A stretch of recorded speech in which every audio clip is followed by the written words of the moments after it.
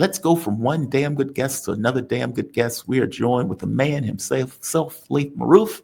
Laith Marouf is an award-winning multimedia producer and media policy analyst, consultant, focused on issues of focused on liberation and decolonization from indigenous nations to Arab peoples, and building broadcasting capabilities for misrepresented and underrepresented communities around the world. Laith, thank you for coming on today. I really wanted to talk to you today to get a fresh take from you. How you doing? You doing all right today? Doing all right. I made it right on time. Yes, you did. You're two perfect things I want timing. to say before we start this interview. Please. You can just, from this point on, just refer to me as Executive Director of Free Palestine TV, and that will save you that. Of course, I'm really appreciating the fact that for a long time you were informing people of my history of work, so it's not standing on its own, the latest work. And the other thing that I want to say is that now you've got 2 Syrians in a row on your show. So you're committing the most, most anti-Semitic act on the planet right now. And it's 2 Syrians with big mustaches and beards also. So. Well, I figured this would be the day, right? Like I am even in my news. I went to get a new tie. I was like, I'm going to get a new tie. I'm going to get a new shirt. The context of the world has changed. And I want this show to be kind of a demarcation point for that. And what I mean by that is, one of 2 things is going to happen. Or 1 of 3. I mean, I can't really predict. Either Iran is going to win this, where they have to show some level of dominance, or Iran is going to face some level of oblivion, or other countries are going to get involved. All of those things change the context of the world one way or the other. I don't see normality happening after this. Give me your take on that, though. Do you see this as business as usual at the end of this? Well, give me your take on all of it, actually.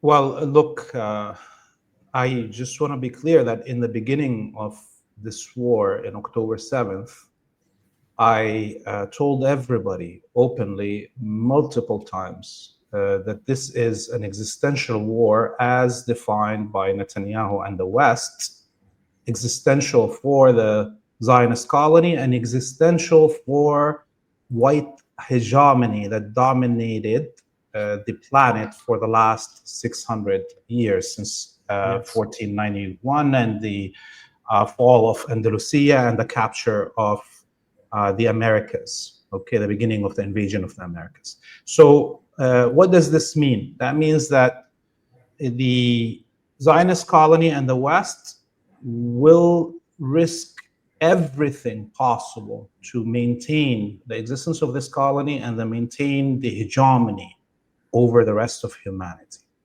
And I told everybody to act accordingly.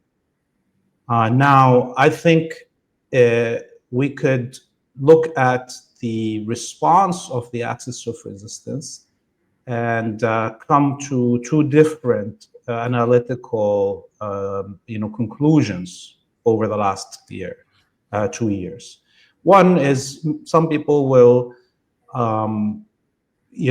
say that the axis of resistance should have went all in starting from October 7th and invaded from Lebanon, rained hell on the Zionists from Iran, and maybe it would be in a different situation right now. That's one kind of analysts that are out there.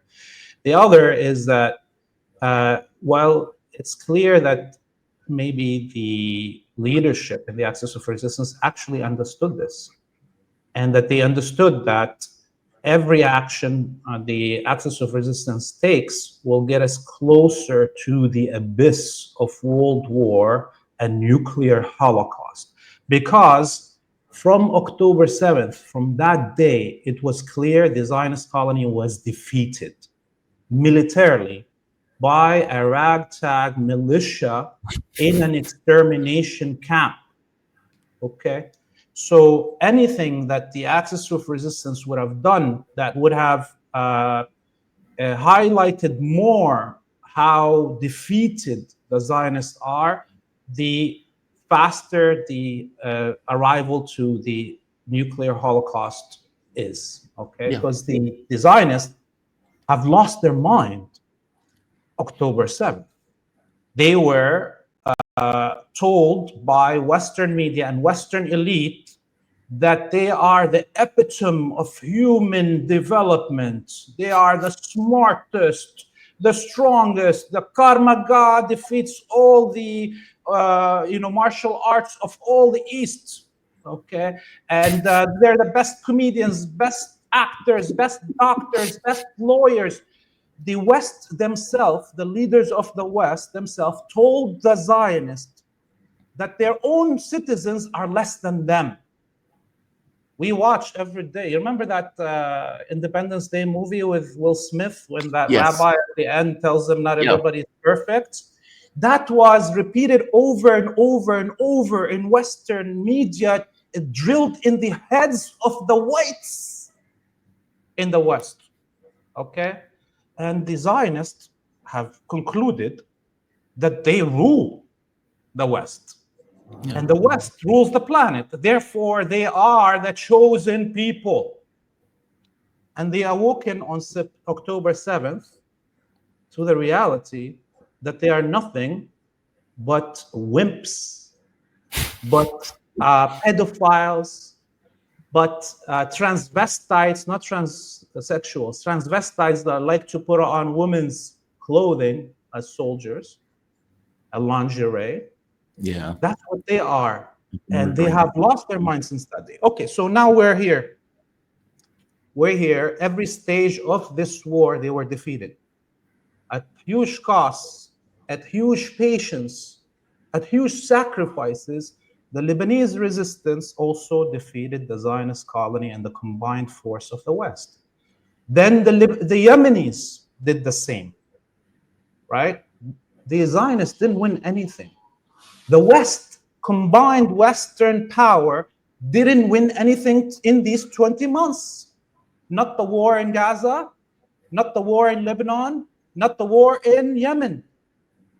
And the insanity that this is causing is, in the Zionist mind, is forcing them to go to the next stage, even though they lost the first one, the one before it. So they've entered this war now with Iran. And we saw the first day of propaganda that came out from the White House, the whole West, from the Zionists talking. Oh, they were crowing. Yeah, they were crowing. Yeah. Just resign right now. Just surrender right now. This is what Trump was telling the Ayatollah, saying, hey, you're left alone. Go before we kill you. This is the amount of hubris. And what do we see today?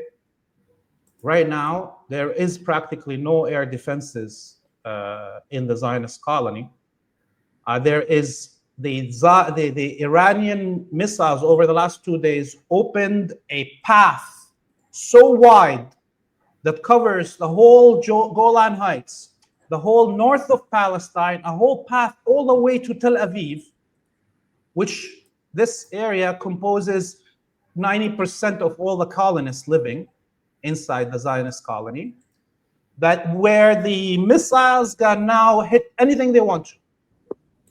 And the Zionists are so scared, especially for the destruction of much of their bases in North Palestine and the Golan Heights. Yesterday, in the south of Lebanon, in Nabatiyah city, 15 kilometers away from the border, you could hear the explosions in the bases in the Golan Heights and northern Palestine. You could feel the ground shaking in Nabatiyah city. You could see the lights in the sky, the explosion when the explosions were happening. What we see here, the videos are from the main cities. But you don't understand what's happening in the Golan Heights. What happened in North Palestine on the borders. The bases of the Zionists are destroyed. This is why the Zionists right now withdrew the vast majority of their ground forces from Gaza and have stationed them on the borders with the Golan Heights and Lebanon. They're scared of a land invasion. Any one person without even a militia now can cross into Palestine. So this is why we see the West sending its hordes of fleets of Air Force to try to save the Zionist colony as we speak. Yeah, just to be clear, when you say defeated, you just mean in the sense that they weren't able to accomplish their military objectives. They're still fighting in Gaza, even though, and wildly still murdering like hundreds over the course of 24 hours. Um, in Lebanon, Hezbollah still exists. They weren't able to take the land that they wanted. All things being equal, Hezbollah was able to, at the very least, keep them at a distance. They were able to get what they wanted in Syria, but now they've touched a hot stove that they can't extricate themselves from. And, you know, Donald Trump, who was, as you pointed out, crowing initially, oh, look at this. This is over with. Just resign right now. Just accept our deal. Come back to the table. We can, you know, come up with something that gets rid of your sovereignty and we'll let you grovel at our feet. And now you have Donald Trump backing up. We had nothing to do with this. We're out of this. You have Netanyahu begging the Americans to get involved, begging countries to get involved. I think the UK got involved in order to help out. Germany was apparently helping out. And it becomes clear now that this notion of air superiority they don't have. They've been cutting through Iron Dome. Iron Dome's needs an Iron Dome. They've been hitting Tel Aviv for 3-4 nights at this point. They've been hitting Haifa. They've been hitting air bases, Ben Gurion Airport, meaning they've been hitting all across Israel, as you pointed out, the occupied territories, pounding those areas. Israel has put a blockade on any information going out, even though we still have videos of the missiles just filling the sky, with Israel having seemingly no capability on their own to do anything about it. And these apparently are the old missiles that Iran had just built up, where they effectively used to get rid of air defense from Israel, and now they're hitting them with their main items. And Iran is saying this is going to continue. Give me your take on where this goes. Because in my mind, one of two things happen. Israel gets militarily defeated and decapitated for all intents and purposes. And Lord knows Iran should turn that colony of squatters a nickel ass, from my point of view. The notion that we've allowed them to commit this genocide for 2 years. We've watched them murder, burn children alive, bomb schools, bombs hospitals. They literally raped a man on TV. And when put to the population, and the population says 60% fair game. Fair game. You have the right to rape Palestinians. That's astonishing, right? It's not like it was even hidden. All of the stuff was out for the entire public consumption for 2 years. And so now it seems that they had this assessment that murdering women and children and shooting starving people is the same thing as a proper war. And now, you know, these animals are sitting in bunkers under hospitals, no less, because that's the other part. They're using human shields.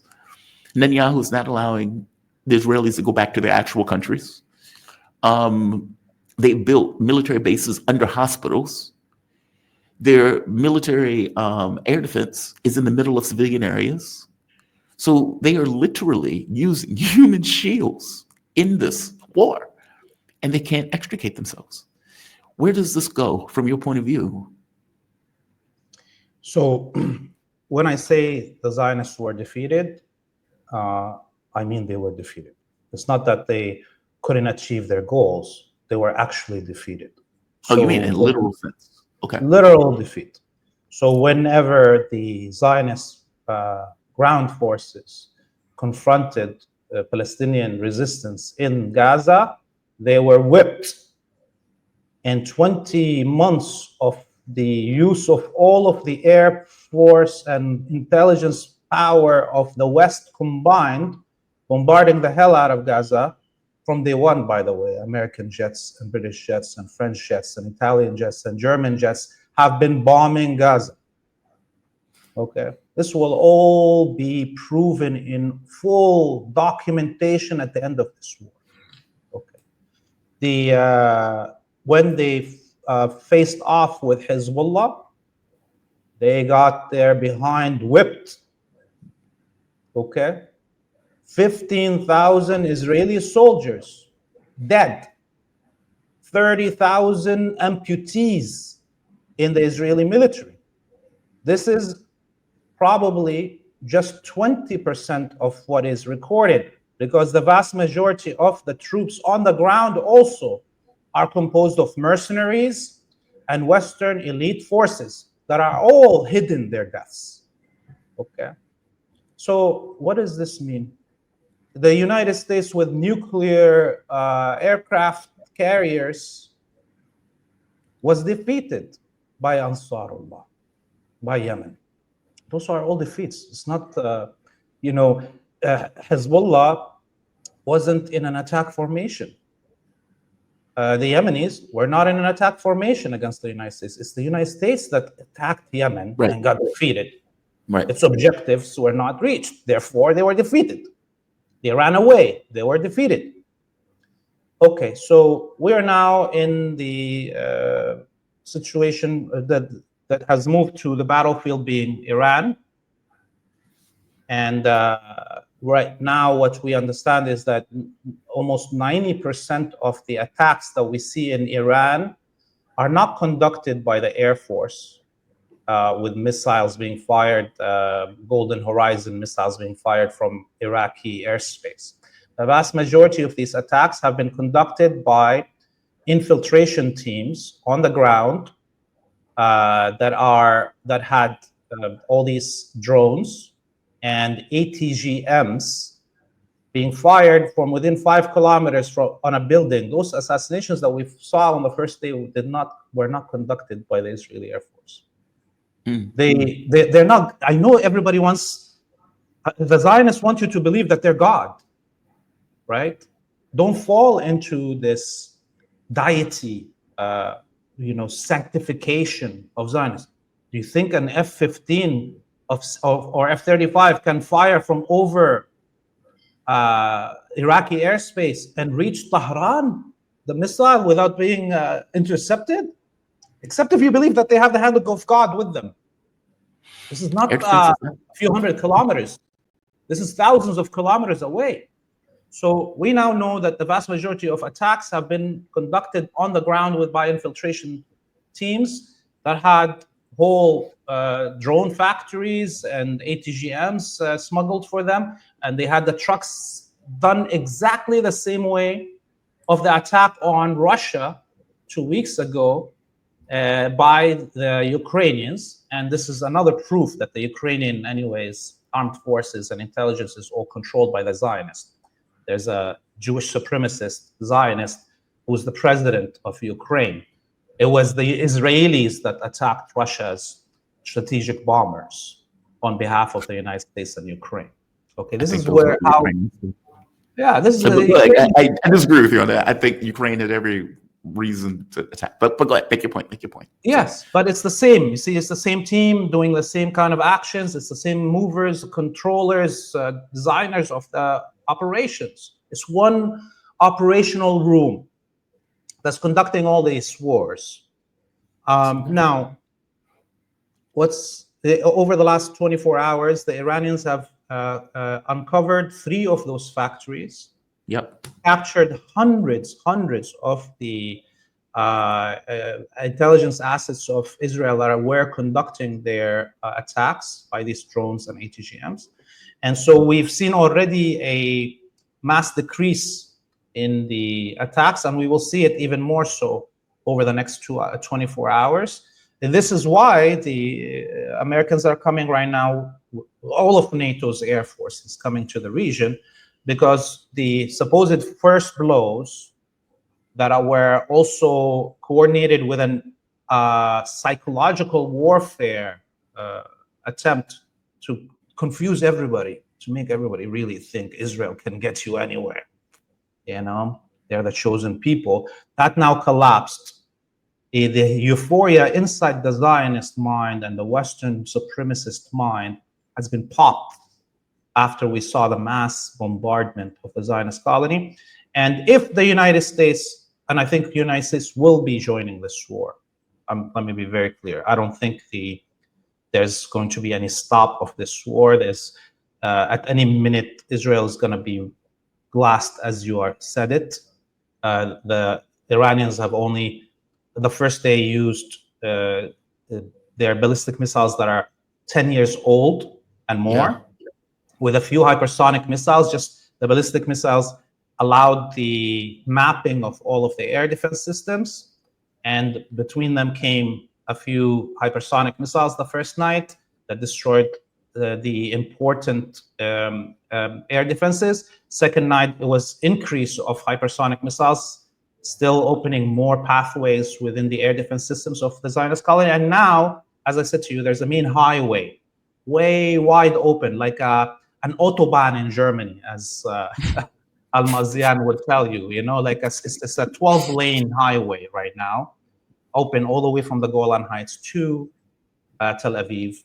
That's going to be that's now being populated not only by these hypersonic missiles. The second tonight we will see weapons that haven't been used yet, but now also we're seeing waves of drones easily crossing from the path of the Golan Heights and South Lebanon towards deep positions in the north of Palestine. You know, I'm curious on something. Is this going to pull in other actors? So Pakistan has pointed out, well, as you pointed out, the U.S. is probably going to get involved, even though Donald Trump is saying he's not. The pressure that is going to be on him to get involved is going to be overwhelming, right?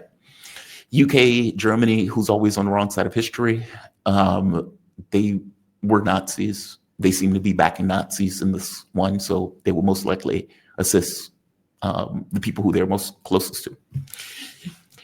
What about Iran? That's the interesting part to me. I don't see Russia or China get involved. Apparently, they were Chinese airplanes that turned off the transponder that was helping and assisting Iran. There's talks about Pakistan helping and assisting Iran, at the very least, giving weapons, materials, those type of things. One of the Israeli generals said that Pakistan has said that if Israel uses a nuke, Pakistan would nuke Israel. I don't know if that's true. That could just be something that they're putting out into the airwaves, but Pakistan did say they're standing with Iran one-to-one, effectively saying, look, we will be next. If we don't stand with them, we have to stand against this genocidal regime at some point. Will the U.S. and let's say NATO powers getting involved into the conflict bring in other powers on behalf of Iran in this? Or what do you think about this? And going further, will Iran sink a U.S. carrier if they need to? You know, again, this is an existential war. That's the way I see it. Yeah, and it will be fought till the bitter end. And everybody is going to get involved in it. It all depends on how far the U.S. is willing to take this world to a nuclear holocaust before they accept that white supremacy has been defeated. So I think this is, again, we go back to why the axis of resistance has been trying to slow down things, to allow time for these decisions of escalating from one level of warfare to another to sink in. I personally, I'm very impatient. I wish they attacked from the first day, but most probably, if they would have attacked Iran and Hezbollah and others would have attacked that same day on October 7th or 8th, we wouldn't be talking today. We'd be all dead. There will be a nuclear holocaust already at this point. Yeah. So the more there is time between the stages before we reach the nuclear holocaust, the more chances are that there will be some retreat within the elite in the West, and more ramifications on the streets of the West. We're very close right now to the edge of armed rebellion. Look at what's happening in the U.S. Okay, beyond immigration. Just to be clear, that's on immigration. I don't even know if these people are aware that this is happening. It's all in the same sense of white supremacy. The fear that is setting in the elite in the West, that even their own countries, the sand niggers are not only uppity in their lands right now. There's a lot of uppity ends, inside the home base of the Zionists and the imperialists, and they're freaking out. The more the ends are uppity at the edges of the empire, the more they get also a backbone to do something within inside the fortress. So this is what's happening. It's all connected together. And add to it, already we saw multiple attacks, armed attacks on Zionists inside the United States. The assassination of the 2 Israeli embassy workers, or the attack on that Zionist demonstration in Colorado. So we're there. Okay. So the more that Iran can drag this in stages, even at the cost of more dead Iranians. Now, the less dead Iranians will be later if some changes happen within the minds of the elite in the West. But otherwise, your question about Pakistan, yes, Pakistan will be defending Iran if a nuclear attack happens on Iran, and or if one of the nuclear reactors of Iran is blown up and a nuclear fallout covers Pakistan. Remember, Pakistan is just the east of Iran, and the wind is going to blow east, and the Pakistani people will be radiated. So this is not only an issue of Pakistan wanting to stand against the Zionists. This is also an existential issue for Pakistan. Having a population that's radiated and farmlands radiated, and you can't feed yourself, and you're already like at the edge of collapse as a state. No. Whatever the elite in Pakistan may have collaborated with the West for a long time, or took money from the Saudis or whatever, this is their life. The children of those generals that are collaborating with the West inside the Pakistani army are going to die. So no, they're not going to let their kids die from radiation. So Pakistan will enter. I think China is already moving. Russia will not move. Okay? But China is already delivering mass amounts of weapons. I believe North Korea will provide a nuclear umbrella also. If the West is stupid enough to reach that point of nuking Tehran or attacking a nuclear site in a way that creates nuclear fallout, North Korea will be nuking not only Israel. I think they'll move on to liberate their own land, because that means now it's legitimate, the use of nukes, and we will see a rollout into a nuclear holocaust for all of humanity. I know everybody talks about the Samson option that the Israelis have, but all the watchers here should understand that the Arabs, the Muslims, we have our own Samson option, which is this craziness to refuse to surrender. We will drag you to the edge where Israel and the West is going to have a choice of opening a nuclear holocaust. That's our Samson option.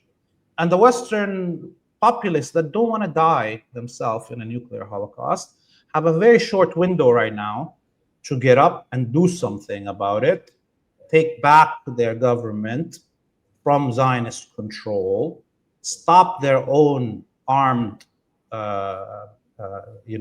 forces from involvement in this Holocaust, and otherwise see you all in heaven or hell, whatever you believe in. Yeah, that's my concern, right? Because up to this point, any notion of pragmatism is out the window. And their lens, like how they're looking at this, none of this is rational, right? Iran did everything in their power to avoid conflict and avoid a war. Syria wasn't attacking anybody, right? I mean, you may say these are axes of resistance, but it's built into the term resistance to what is effectively an irritant in the region, which is Israel, that has killed, maimed, murdered, raped on camera for the last 2 years. So, would Trump get involved? Maybe. Would Israel potentially raise a nuke at the point where it realizes it's on the brink of oblivion? Yes, I think it would. Will other countries get involved if indeed it gets to that point? Probably. I think I was talking to Dimitri Lascaris, and we were pointing out that this is the most dangerous region in the world not what's happening in Russia. Yes, that's bad. But in regards to the thing that can draw in other countries and start a nuclear war, it's this. They left a maniac regime with nukes, unacknowledged, but nukes that everybody knows that they have.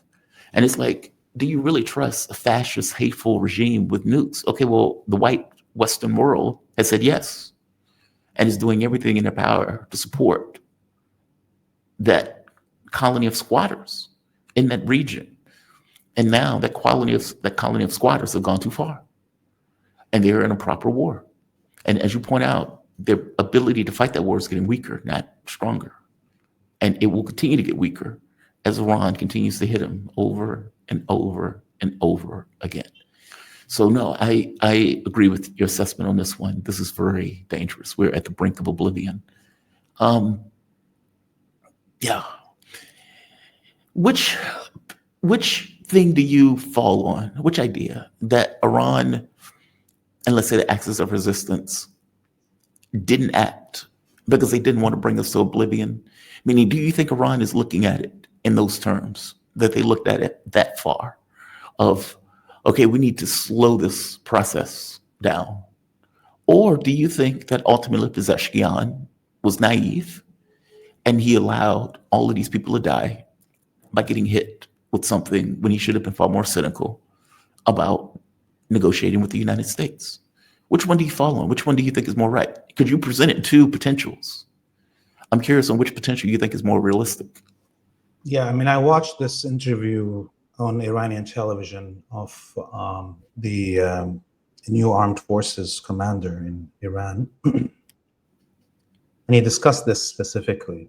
Why was Pezeshkian and the political wing of the state negotiating with Trump and did this, open this chance for the Zionists to do this treacherous attack? And his answer was that they, as armed forces, had the assessment that the United States will be, with the help of all of the Western powers, attacking Iran no matter what. Right. So what they needed to do in the meanwhile, once they have made that decision, is they themselves engaging in this negotiation in order to set up and prepare themselves for the eventuality. Okay. Yeah. And so what we see right now is that even the attacks that Iran is committing right now against the Zionists are all designed with the conclusion and understanding that the main war will not be against the Zionist colony. The main war is going to be against the whole empire of evil governed from Washington, D.C. Okay? And so we have not yet seen the Iranians, actually using their most advanced weapons, and they have things that are hidden that we don't know about. That's one thing. The other, even the air defenses. Iran hasn't activated the majority of their air defenses except for on the border with Iraq and Turkey in the north and northeast, because they are expecting the attacks by the West, the whole West, and they don't want all their radars and air defenses exposed already, for the enemy to have pinpointed them. Oh, that's such a good point. So the main war is coming. It's an eventuality. There's nothing to stop it from happening because we've got a lot of eunuchs that call themselves revolutionaries or lefties in the West. Nobody's really going to do anything. And so prepare accordingly, I would say.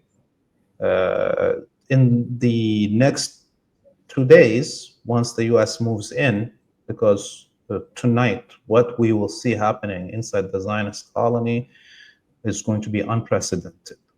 Okay. It already is. Yes. What's coming is going to make everything that just happened in the last 3 nights look like child's play. And we will see the day after the direct involvement, open direct involvement. Up until now, by the way, it is the Western air forces that are actually bombing Iran. Let's not kid ourselves. The whole Israeli Air Force is 275 jets. The whole Air Force. That includes a lot of, F-18s and 15s. There's only 45 F-35s. The F-35s can only fly one sortie, and then have to be grounded for a minimum of 2 days for mechanical, checkups. The F-15s, the 16s, and 18s, they can do only 2 sorties, and then they have to be also grounded for checkup. How can Israel conduct hundreds of air raids at the same time on a country that's millions of square kilometers size? That's illogical. While they're also bombing Gaza and bombing Yemen. Come on. The whole Western Air Force is already involved, and what we will hear is the announcement that they are doing it. Iran already knows that they are engaging Western air power, and they just before we got on, and that's something I forgot to say, is that Iran just shot down an MQ-9 American Reaper drone over Iranian territory. Yep. So we're already in that point. Okay, and the 3 F-35s that the Iranians shot down, 3 of them, and they captured one of the pilots. The pilot is an American citizen. A woman. Okay. A woman, she's an American citizen. She's not an Israeli citizen. So the things are going to just be in the open. The war is already happening. The U.S. is involved in it, but it's just the West is going to announce it as part of the psychological warfare. How is that going to change their performance?